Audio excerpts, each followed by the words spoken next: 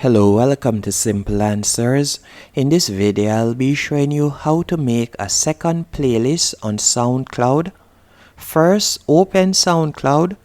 Then you're going to tap on Library in the bottom right hand corner.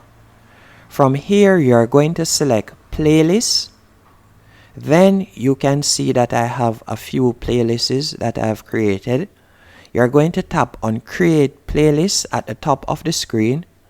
And from here you can choose your playlist name. After doing that, you're going to tap on Save. And from here you can simply search the different tracks that you would like to add to your playlist. So I could tap on Go to Search and I could type in an artist name. After finding the artist name, I can find a song that I would like to add. For example, this one right here.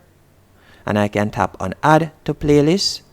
Then select the playlist that I have just created. And that's it. Hope you found this video helpful and informative. If you did, be sure to hit the like button and subscribe. And thank you for watching.